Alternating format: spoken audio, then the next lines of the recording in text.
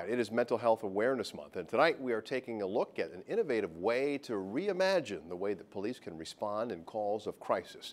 News 12's Nadia Galindo tells us Westchester is preparing to launch teams across the county, taking a different approach to calls involving mental health.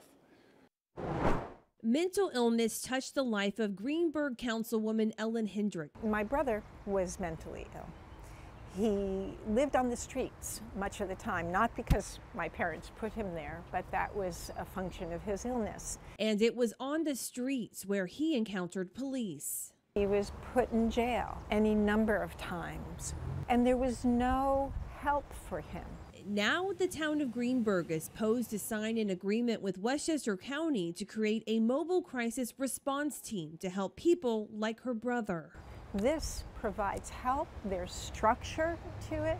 It can help so many people that have issues. The team will be made up of police and mental health professionals who are trained to respond to a crisis, then follow up with individuals to connect them with services like housing and substance abuse treatment. It's part of Westchester's Project Alliance, a response to calls for police reform. That so many individuals struggle with the behavioral health crisis, and historically, police have been the only system to respond. Commissioner of the Westchester Department of Community Mental Health, Michael Orth, says Greenburgh's team will be one of 8 that will operate out of police departments across the county. Mount Vernon's police department, which recently launched a wellness division with similar goals, will be part of this network. By creating these teams and really including them as part of a first response, we will be able to better respond and truly have more effective outcomes. The county is also providing crisis intervention training for police and training 911 operators to divert calls to local mobile crisis response teams. The county expects all teams to be up and running within the next month.